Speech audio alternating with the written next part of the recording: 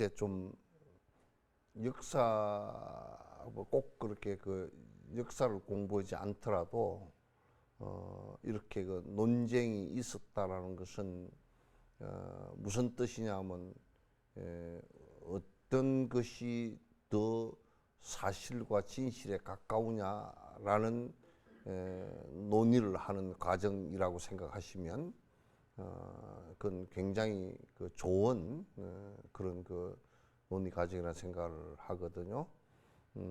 그래서 그 뒤에 우리가 그 바른 길을 찾아간다 그 이제 이렇게 얘기하는 것은 우리 한국 사람들에게는 그게 쉬운 명제가 아닌데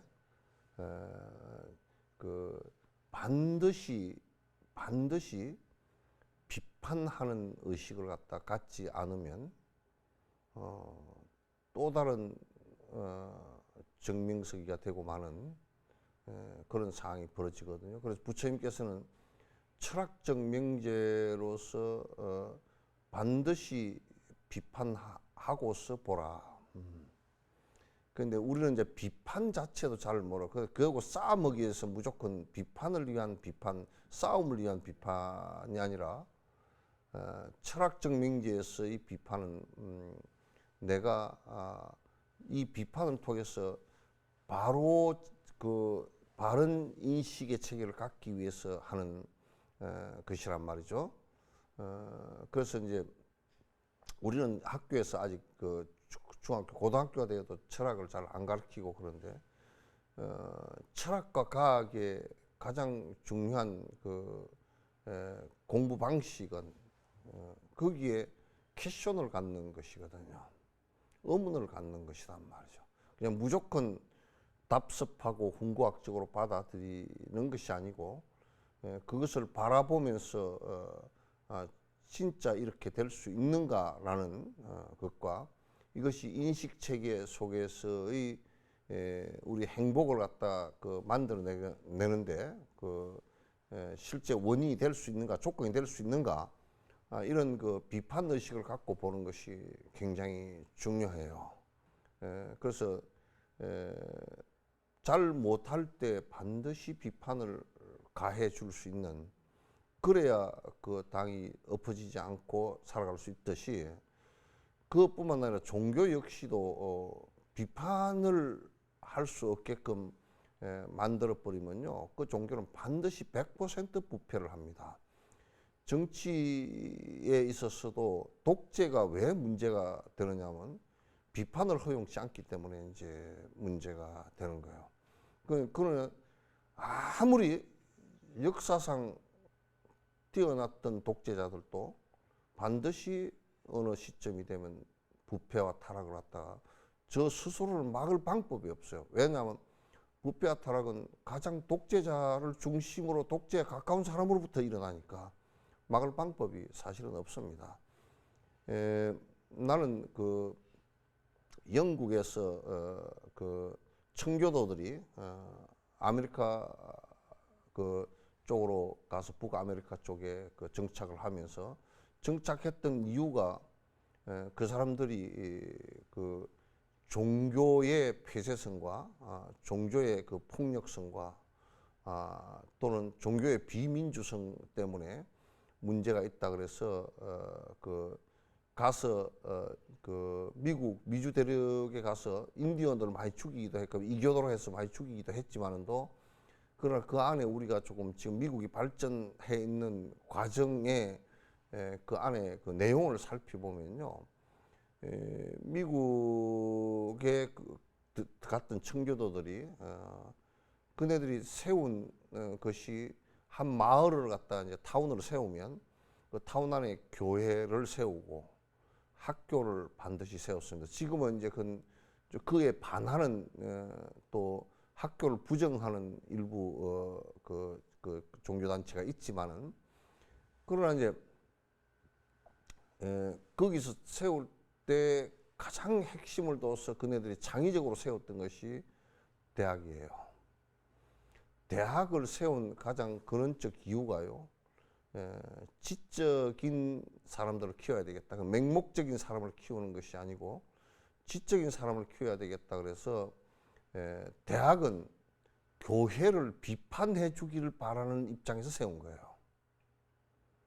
교회를 비판해 주기. 그래서 사실상 자기네들도 교회를 썩지 않게 하기 위해서 했지만은 민주주의를 받아들일 수밖에 없었던 가장 큰 이유 중에 하나가 교회까지도 비판할 수 있는 힘을 갖고 있었기 때문에 가능한 거예요. 했던 거예요. 따라서 비판이라는 것은 우리가 이제 불교인들도 그냥 맹목적이고 그냥 일방적으로 따르는 것이 종교가 아닙니다. 불교는 특히나 부처님께서 내 말도 절대성을 갖고 있는 것이 아니고 전부 다 상대적 얘기이고 내가 또 번뇌로부터 벗어나게 하기 위한 방법적인 방법론을 얘기한 것이지 근원적으로 얘기한 것은 별로 없다. 그래서 당신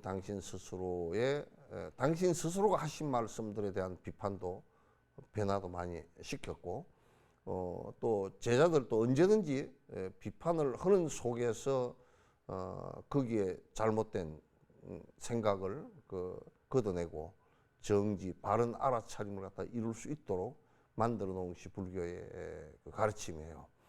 이 지혜품은 바로 그러한 비판을 어디 시비를 하기 위해서 하는 게 아니고 이것이 무엇이 잘못되어서 우리의 그 신앙 체계와 우리의 삶의 체계를 갖다 모순이 되게 만들는가라는 것을 갖다 정확하게 보기 위한 것이라는 것을 가지고 여러분께서 봐주시면 고맙겠다 그런 얘기입니다.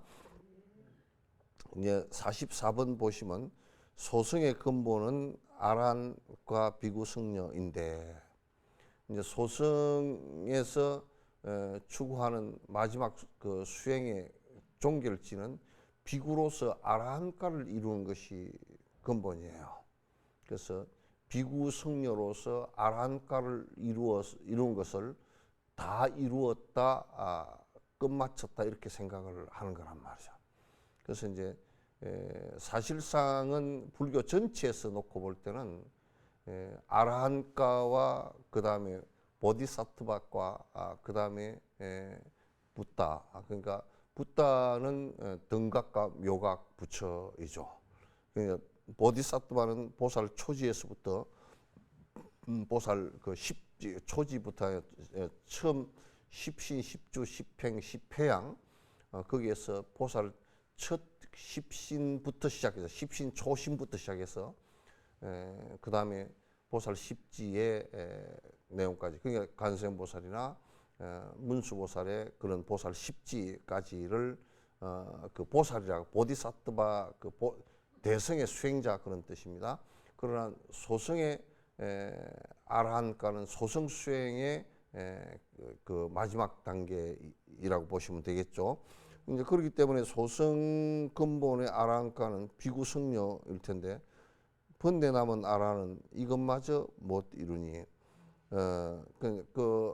그 사실상은 번뇌가 남은 아라는 이것마저 못 이룬다는 이 말이 굉장히 사실상은 불교 수행에 깊이 우리가 한번 들여다봐야 되는 부분입니다. 아라한은 그 의식적 번뇌는 일어나지 않습니다. 그러니까 내가 의식하는 상태 속에서의 번뇌는 일어나지 않고 끊어집니다. 그래서 여러분 수다원, 사다함, 아나함, 아라한 그렇게 이제 얘기해요. 그러니까 아라한이 그게 마지막인데 내가 지금 의식 상태 속에서 욕심을 부리거나 그런 것은 없습니다. 없어져서 그런 이제 작은 니르바나 소승의 니르바나를 이루었다 그렇게 이제 얘기를 하는 것이거든요. 그래서 그 얘기를 지금 하는 겁니다. 그냥 번뇌 남은 아라한은 이것마저 못 이루다니 이 얘기가 무슨 얘기냐면 번뇌가 남아 있다. 그럼 이제 의식적으로는 번뇌가 사라졌어요. 그런데 무의식 속에 있는 것은 내가 의식하지 못한 상태 속에의 번뇌는 아직 남아 있다 말이야. 이게 이제 대승과 소승의 그 인식의 차이입니다.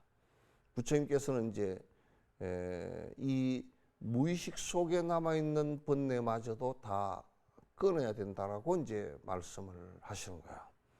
그러니까 무의식 속에 남아있는 가장 큰 번뇌가 뭐냐면 아에 대한 집착도 무의식 속에 남아있고요. 우리가 이렇게 한번 생각한다고 칩시다. 어디서 예수처럼 아마 잡혀서 죽게 되는 상황이 벌어졌을 때 무의식 속에서는, 의식 속에서는 나는 죽어도 이제 괜찮아라고 생각할 수 있겠지만은, 그렇게 해서 초연할 수 있겠지만은, 그러나 죽음 앞에 가서 무의식 상태까지 내가 이제 죽어도 되겠구나, 그래서 내가 죽음을 그대로 맞이하리라, 이렇게 하지를 못한단 말이죠. 거기 가서는 두려움이 있거나 무의식 상태 속에서 죽음에 반항을 하거나 하는 상황이 벌어질 수가 있단 말이에요. 그러니까 무의식 상태 속에까지 다 없어지게 된 것은 아라한까는 아니다, 그런 얘기죠. 그 얘기를 합니다.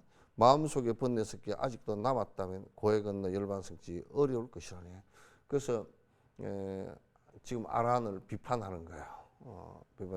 중간에서 비판하는데, 만약에 무의식 속에까지 남아있다면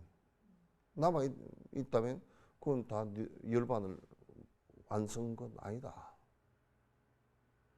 열반 완성은 아니다.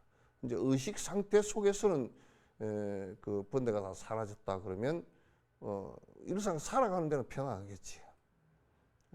편안하겠지만은 그 아라한, 그까지는 이제 아라한토라 그래요. 아라한의 길을 갖다 이루었다, 그렇게 이제 얘기를 갖다 하는 것이니까 우리가 분명히 구분을 할 필요가 있어요.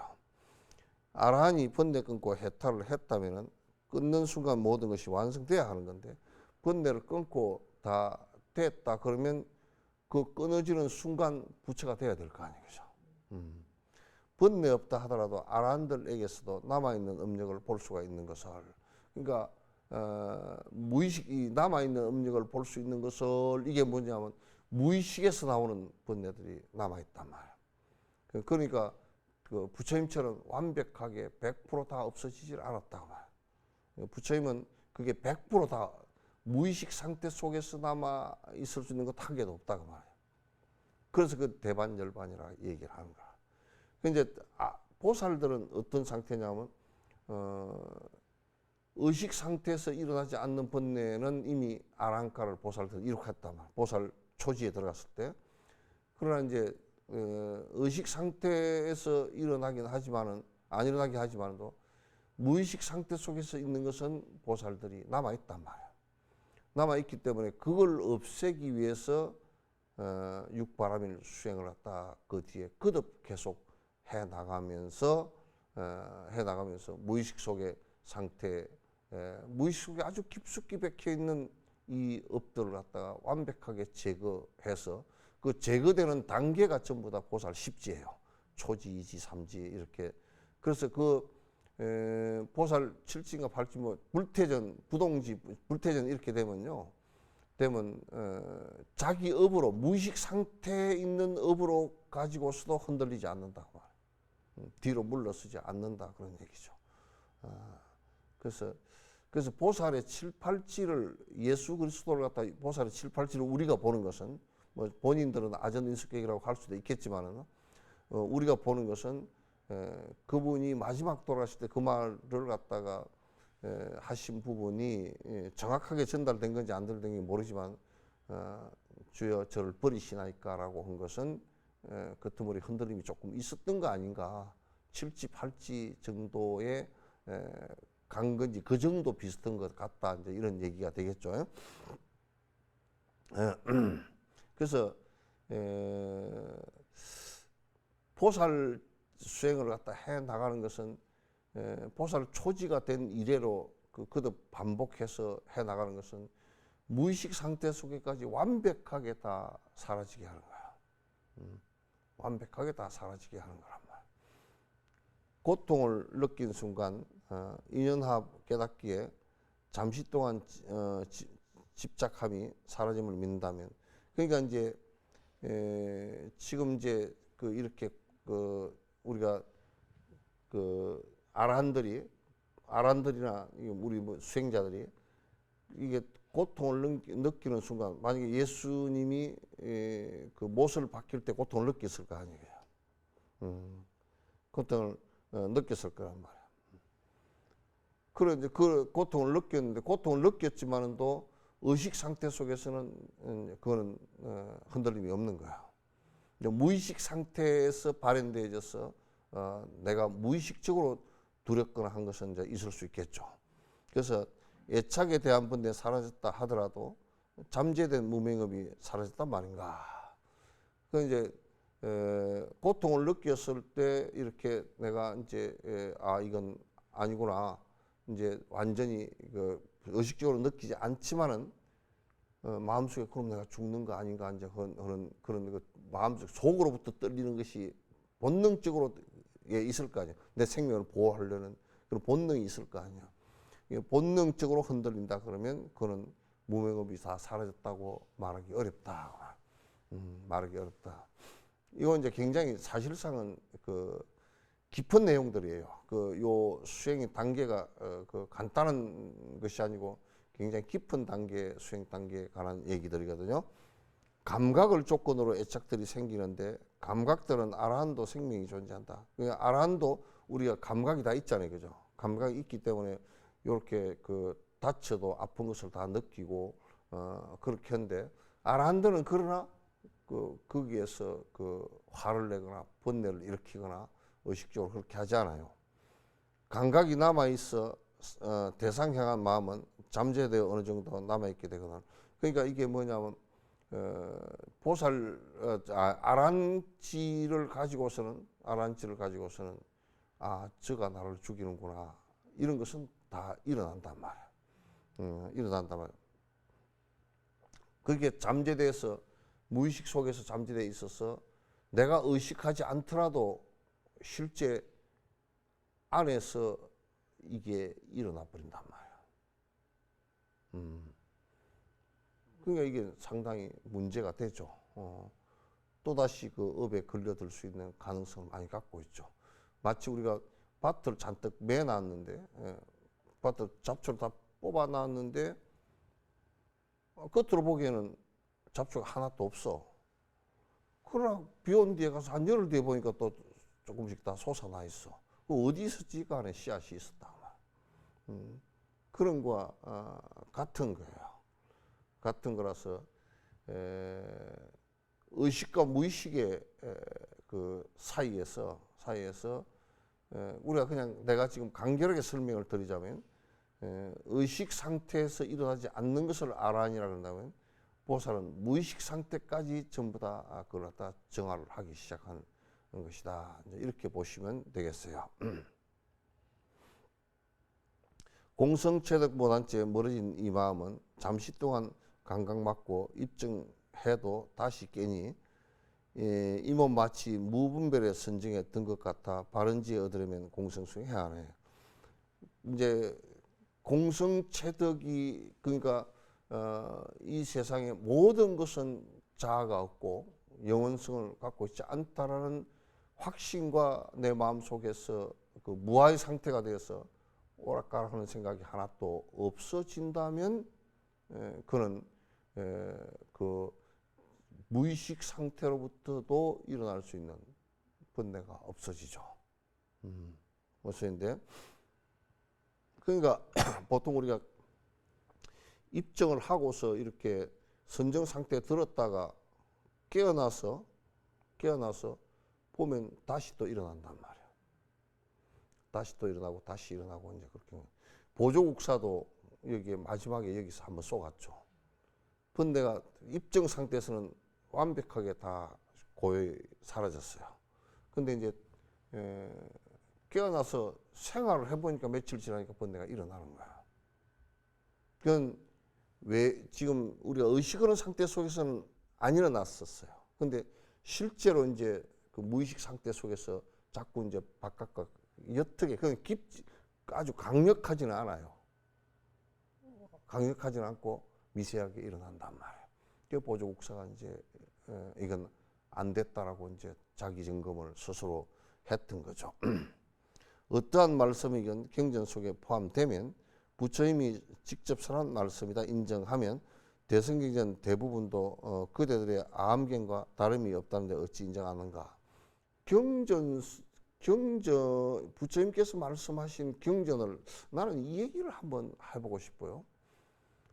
부처님께서 말씀하신 경전을 그 제자들이 정법이 유통되는 과정 속에서 제자들이 그걸 갖다가 위조를 한다? 그게 과연 가능할까? 나는 그런 생각을 한 번도 해본 적이 없거든. 중국에 들어와서도 특히 이제 그쪽에 그 인도 쪽에서는요. 지금 그 인도 쪽 말고 지금 스리랑카 그쪽도 48장경 가운데 부처님께서 말씀하신 그 율부와 경부는요. 글자 하나도 마음대로 못합니다. 딱 정해져 있어요. 그러니까 대성경전도 마찬가지로요. 내가 뭘 하나 썼어요. 거기다 밑에다가 마치 부처님이 쓴 것처럼 여시아문 그럼 진옥이가 본 거지. 내가 언제 봤어? 그거 못 봤잖아. 여시아문 뭐 일시불 제4이구 뭐 어쩌고 저쩌고 부처님 어쩌고 저쩌고 해서 이건 부처님께서 말씀하신 경이다. 내가 그 경을 위조를 해서 쓰고서 경이다. 그렇게 할 수 있겠어요? 못합니다. 그거. 중국에 와서는 핵심적으로 중국에 와서는 이건 했던 것이 뭐냐면 부처님께서 그 말씀하신 경전을 갖다가 전부 다 논으로 해석본을 쓰거나 또는 그걸 갖다가 그 논까지 쓴 것을 다시 이건 옛날 말이 돼서 알아듣기 힘드니까 소를 써주거나 그 대성기실론 대성기실론은 만명이 썼지만 그 논을 갖다 다시 원효 스님께서 원효 스님께서 소로 했고 그 다음에 그 옆에 다시 각주를 달아주는 것을 초라 그래요. 논, 소, 초 이렇게 해서 써서 하지. 논에 대한 그 경에 대한 논을 쓰고 소를 쓰고 초를 쓰고 그렇게 해지를 쓰고 이렇게 하지. 경을 써가지고 뭘 경이라고 써가지고 내가 경이다 이렇게 하질 않아요. 그런 거는 있어요. 뭐냐면 경이 있으면 이 경하고 같이 책으로 한 권으로 만들어서 이렇게 해주면 좋겠다. 화엄경도 처음에 입법 개품 40권짜리가 이렇게 있었는데 경이 각자 그 입법 개품은 한 덩어리가 돼서 돌아다니고 요거는 또 앞에 다른 한 40권 정도 되는 것은 다른 여러 품으로 해가 돌아다녔어요. 그래서 한꺼번에 화엄경 그래가지고 이게 합치진 거는 있어요. 그렇게 한 거 있어요. 우리 지금 뭐냐면 불교 성전 있잖아요. 에? 불교 성전 같은 경우도 지금 할 때 거기 안에 그 경의 부분을 갖다 한글로 풀어가지고 요쪽도 옮겨놨죠. 그죠? 법화경도 옮겨놓고 뭐 옮겨놨잖아요. 그렇다고 해서 그 경이 아니거나 그렇지 않거든. 그런 위경이나 뭐 써가지고 했거나 자기가 저작을 해가지고 경의를 했거나 그런 것은 전혀 없단 말이야. 없는데 이제 지금의 자꾸 이제 그 서양의 일부 이제 그 학자들이 경을 갖다 자꾸 그렇게 이제 누가 써서 했거나 뭐 안 그러면 막 부풀리기를 해가지고 뭐 경을 갖다가 무슨 건강경을 하는데 건강경 거기다 뭐 삽입된 내용이 많다 뭐 이렇게 부풀려서 써졌다 이렇게 이제 얘기하는 학자들이 들어있어요. 이제 중국에서 이를테면 도교인들이 그 저거들 하고 싶은 얘기를 해가지고 그건 외도들이 한 거예요. 이를테면 천지파랑 신주경, 무슨 백살경 그런 것은 저거들이 불교를 업고서 살면서 불교를 빙자해서 쓴 말이지 불교 안에서는 위경이 없어요. 부풀려진 것도 없어요. 마음대로 그렇게 하지 않아요. 할 수도 없어요. 그러니까 어떠한 말씀이 경전 속에 포함되면 부처님이 직접 말씀하신 거예요. 경전 속에서는 경전이다는 것은 부처님 말씀들이에요. 논전은 아니지만도 율전도 부처님 전부 다 말씀이에요. 율전도 우리가 마음대로 할 수가 없는 것이 부처님 말씀이기 때문에 마음대로 할 수 없는 거예요. 마음대로 할 수 없는. 그래서 이제 그 달라이라마께 내가 한번 여쭤본 적이 있는데 일부 지금 틱낙한 스님 같은 경우는 율을 갖다 좀 그 요즘 시장에 맞게끔 바꾸면 된다 그렇게 얘기하고 또 실제로 그런 일을 조금 하셨어요. 존재님 바로 노 하시더라고. 바로. 왜냐하면 첫 번째 바꿀 수 없는 이유가 네가 부처냐? 나는 부처가 아니기 때문에 못 바꾼다. 설사 내가 부처라고 하더라도 그 어른이 얘기한 목적이 있을 게고 내가 그걸 진리를 알지 못할진데 내가 어떻게 바꾸느냐. 그게 첫 번째고. 두 번째 그 못 바꾸는 이유가 그건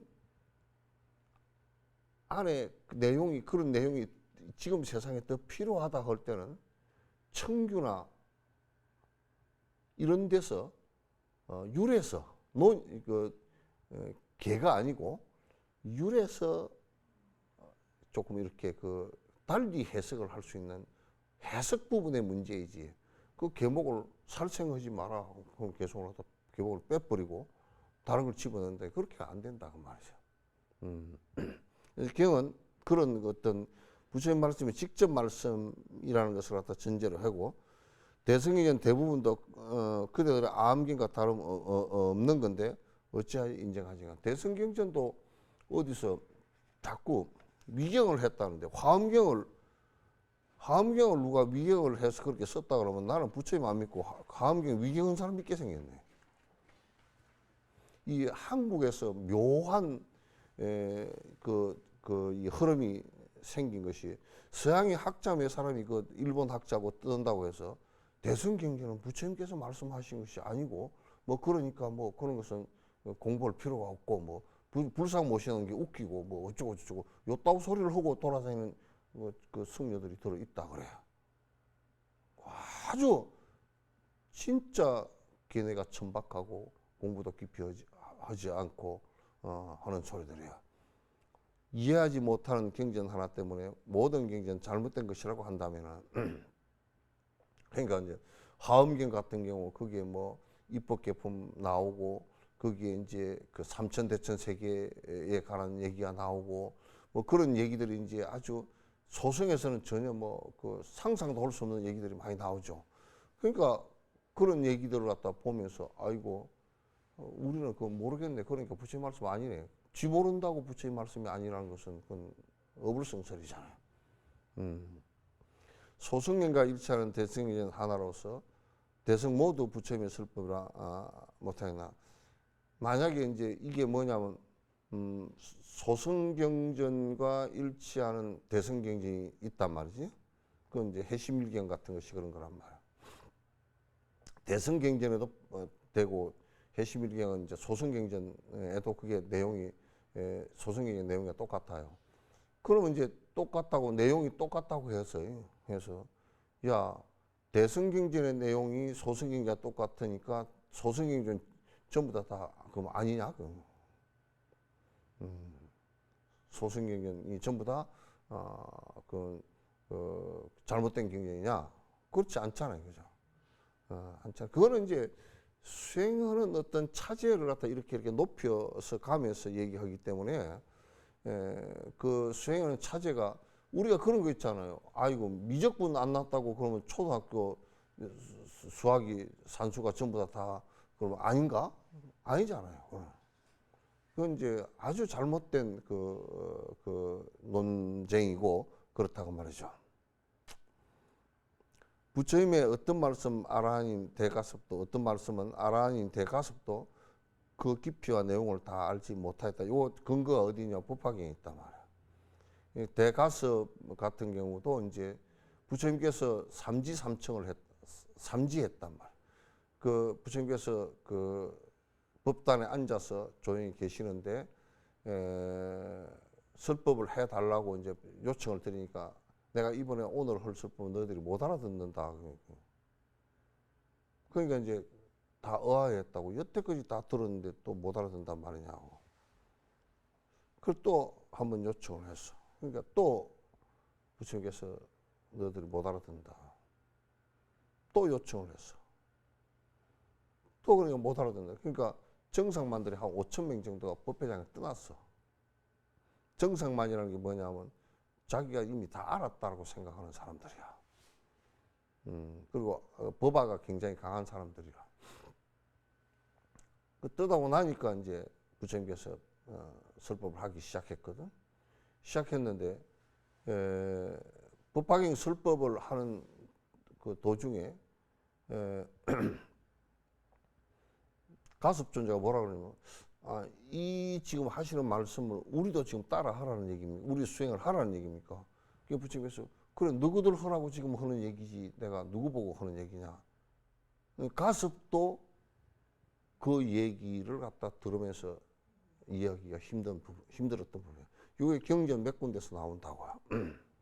그대들이 이해하지 못한 내용이라 해서 어리석게 거부하면 그건 누구가 이해하나? 본인이 이해하지 못한 것이라고 해서 없다라고 생각하는 것은 그건 정말 무지한 얘기거든요. 정말 말도 안 되는 얘기란 말이죠. 여러분들도 생각할 때 내가 알고 있지 이 세상은 전부 다 내가 다 알고 있는 것이야. 그리고 내가 알고 있지 못한 것은 전부 다 없는 것이야. 이렇게 말을 한다 그러면 그건 굉장히 어폐가 있잖아요, 그죠? 그래서 소승에서 이제 그렇게 하는 게 맞지 않다. 미혹으로 고통받는 중생들을 얘기해 집착과 두려움의 극단에서 벗어나고 윤회에 머무는 자 성취토록 하는 것이 이것이 공성수행의 올바른 결과이다. 그래서 공성수행을 하는 것은 무슨 다른 목적으로 하는 것이 아니라 일체 중생이 번뇌로부터 해탈하게 하기 위해서 제시된 방안이다. 이제 그런 부처님께서 제시한 방안이지 다른 것은 있지 않다. 이와 같이 지혜공덕 갖추어진 공성수행은 모르면서 비판하면 바른 일이 아니라 그러므로 시시비비 의구심을 갖지 말고 바른 지혜 공덕지인 공성수행을 갖다 해야 된다. 그러니까 공성에 무자성에 대한 수행이 되지 않고 그렇게 하면 사실 번뇌를 끊을 수가 없어요. 모든 것이 있다라고 생각하는 상황 속에서 있다라고 하면 집착이 일어나서 애착이 일어나서 끊을 수가 없죠. 끊을 수가 없어요. 그러니까 모든 것은 영원성을 갖고 있지 않고 전부 다 인연 따라 변화하는 것이다라는 것을 갖다 생각을 해야 이 몸뚱아리도 영혼이 있다 그러면 진시황 같이 되겠지. 징기스칸처럼 되거나 진시황처럼 되겠지.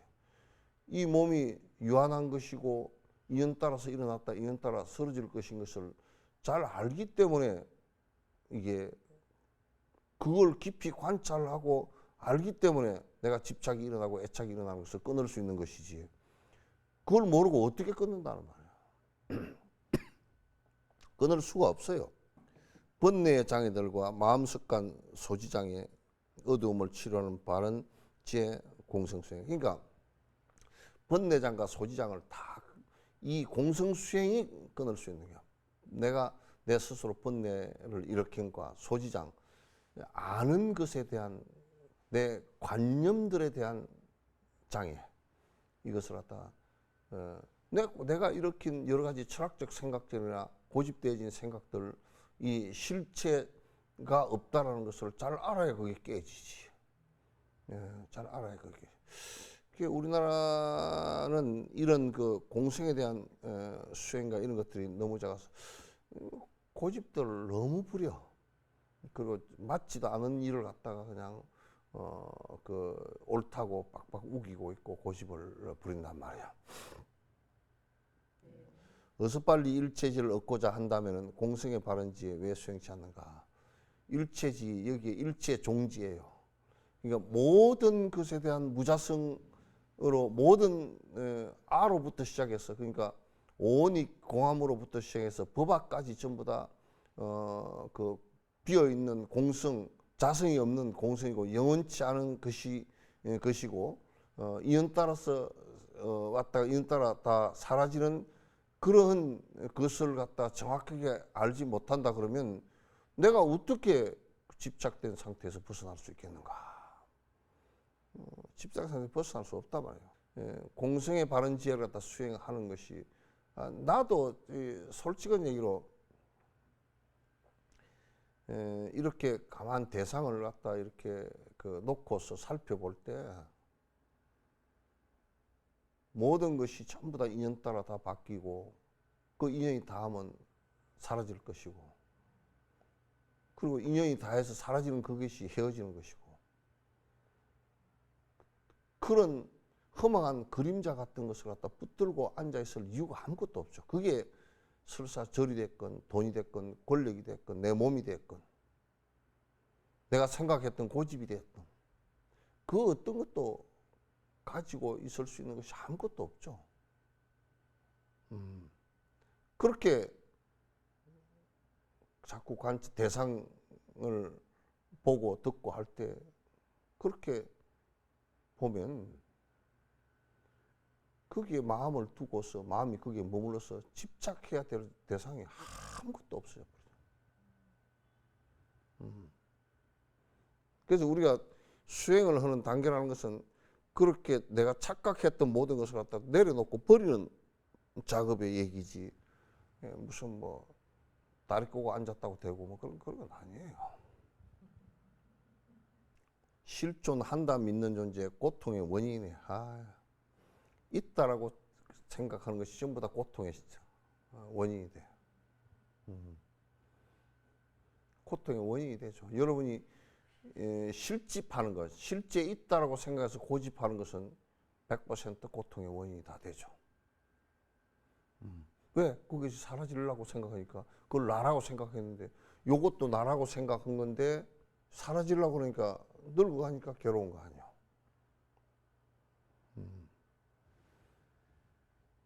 전부 다 집착하는 것은 괴로움의 원인이 다 되죠. 그러니까 사라질 것이면 당연히 두려움도 발생하는 거죠. 우리가 두렵다라는 것은 내가 실집하는 것이 있기 때문에 두렵다는 얘기죠. 실제 집착하는 것이 있기 때문에 두렵다는 것이지 실제 집착하는 것이 하나도 없으면 안 두려워요. 실집을 하기 때문에 괴롭고 그 실집을 하기 때문에 두렵고 그런단 말이에요.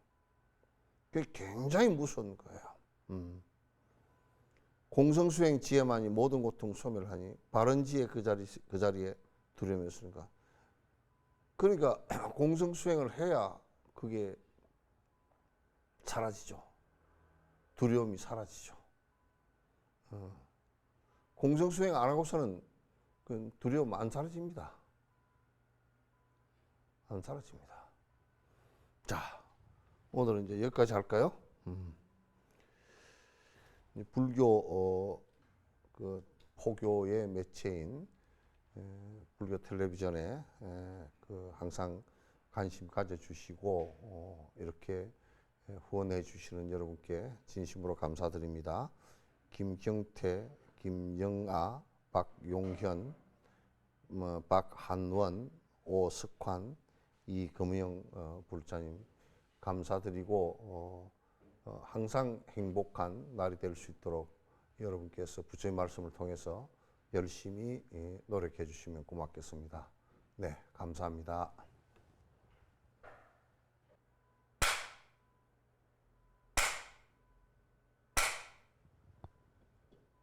네.